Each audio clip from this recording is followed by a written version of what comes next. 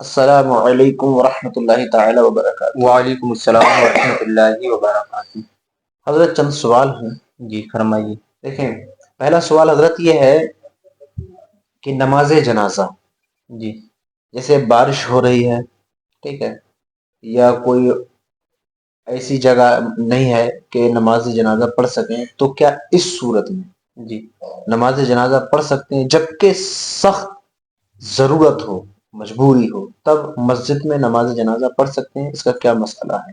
دیکھیے، مسجد کے اندر نماز جنازہ پڑھنا یہ مکروہ ہے۔ جی حضرت ابو ہریرہ رضی اللہ تعالی عنہ سے مروی ہے کہ پیارے آقا علیہ الصلوۃ والسلام نے ارشاد فرمایا کہ جس نے مسجد کے اندر نماز جنازہ پڑھی اس کے لیے کوئی ثواب نہیں ہے، کوئی اجر نہیں ہے۔ جی اور نماز جنازہ ثوابی کے لیے ہوتی ہے۔ جی ہاں، اگر بہت ہی زیادہ شدید بارش ہو رہی ہے یا کوئی مجبوری ہے، کوئی عذر ایسا ہے، تو اس کی بنا پر علماء نے مسجد کے اندر نماز پڑھنے کی اجازت دی ہے۔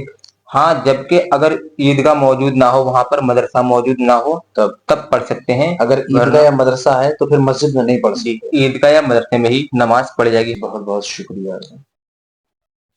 اور دوسرا سوال یہ ہے، کچھ لوگ دیکھا گیا ہے کہ ان سے سلام کیا جائے جی تو وہ یوں ہاتھ کر دیتے ہیں جی یا اس طرح کر دیتے ہیں، جی تو اس طرح سلام کا جواب دینا یا اس طرح سلام کرنا، یہ کیسا ہے؟ دیکھیں، ہاتھ کے اشارے کے ذریعے یا پھر سر ہلا دینے سے یا تھوڑا جھکا لینے سے اس طرح نہ ہی سلام کا جواب ہوتا ہے اور نہ ہی سلام ہوتا ہے۔ ہاں، اگر کسی بندے نے آپ کو سلام کیا اور آپ نے اگر صرف سر ہلا دیا یا ہاتھ ہلا دیا تو یہ واجب کا ترک ہوگا، کیونکہ سلام کا جواب دینا یہ واجب ہے، آپ گناہ گار ہوئیں گے۔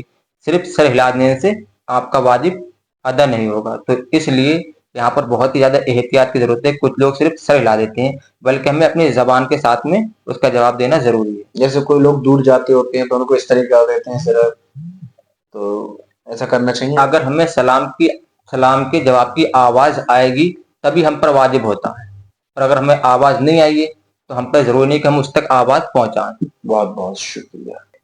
ایک سوال حضرت آپ سے تھا۔ جی دیکھا گیا ہے کہ کچھ لوگ کبوتر پالتے ہیں یا مرغا پالتے ہیں، جی اور ان کے پالنے کی غرض یہ ہوتی ہے تو وہ اس کو لڑائیں گے، مرغے کو جی یا پھر کبوتر کو بھوکا پیاسا وہ اوپر آسمان میں اڑانے کے لیے چھوڑ دیتے ہیں شرط لگانے کے بعد میں، اور اسے نیچے بھی نہیں آنے دیتے۔ تو اس طرح ان کا یہ کام کیسا ہے؟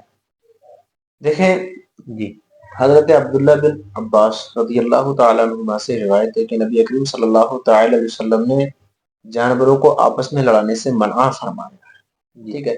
تو جانوروں کو آپس میں لڑوانا یہ ناجائز ہے۔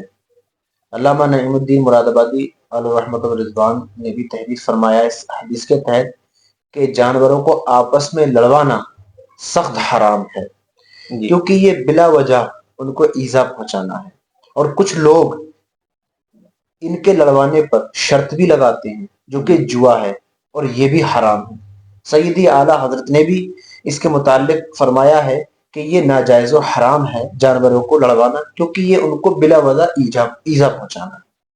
اور اسی طرح کہ اس کی پرورش کرنا اس نیت سے کہ ہم اس کو بعد میں لڑائیں گے، یہ جائز نہیں ہے اس نیت سے۔ جزاک اللہ خیر۔ یہ ہمارے ارمان بھائی نے ایک سوال کیا ہے۔ جی یہ پوچھ رہے ہیں کہ میں نے غسل کیا لیکن غسل کرنے کے بعد میں مجھے یہ دھیان نہیں کہ میں نے کلی کی یا نہیں کی، مجھے ایسا لگ رہا ہے کہ میں نے کلی نہیں کی، تو اب ان کا غسل کا کیا حکم ہوگا؟ دیکھیں محترم، ان کو اگر ایسا لگا کہ میں نے غسل کر لیا، اب میں نے کلی وغیرہ نہیں کی ہے، تو وہ پھر سے اپنی کلی کر لیں، ان کا غسل درست ہو جائے گا۔ وہ کلی جس طریقے سے طریقہ بتایا گیا ہے کہ حلق تک پانی پہنچایا، بہتر طریقے سے جب اگڑے جو ہوتی ہیں داڑیں وغیرہ اچھے سے تر کر منہ کے ہر پرزے پر پانی پہنچا دیں، بہتر طریقے سے کلی کریں، اس کا غسل جیسے ہوتا ہے پہلے ویسے ہی ہو جائے گا، اس میں کوئی بھی خرابی نہیں آئے گی، اسی سے نماز بھی ادا کر سکتا ہے۔